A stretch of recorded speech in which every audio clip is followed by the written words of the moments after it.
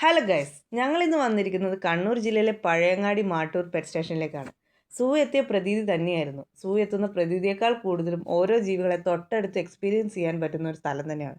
വളരെ neat and tidy ആണ് സൂക്ഷിച്ചു വെച്ചിരിക്കുന്നത്. നമ്മളെ വെൽക്കം ചെയ്യാൻ ഇഗ്വാനയും ആർപ്പാമിയൻ ഫിഷും ചെറിയ മീനുകൾ മുതൽ വലിയ വലിയ മീനുകളെ നമുക്ക് കാണാൻ കഴിയും.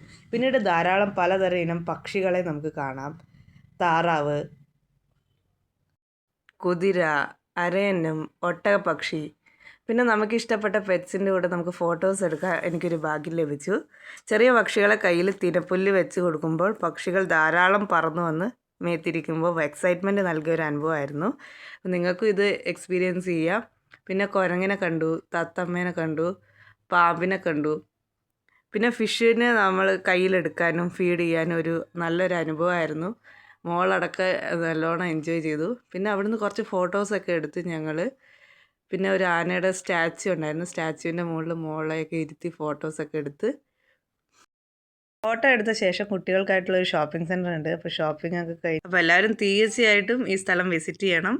തൊട്ട് മുമ്പിലായിട്ട് മാട്ടൂർ ബീച്ച്. അവിടെ കുറേ നേരം സ്പെൻഡ് ചെയ്ത് സൂര്യാസ്തമയം കണ്ട് ഞങ്ങൾ നേരെ MRI റെസ്റ്റോറൻറ്റിൽ പോയി വെറൈറ്റി ഓഫ് ഫുഡ് കഴിച്ച് വീട്ടിലേക്ക് മടങ്ങി.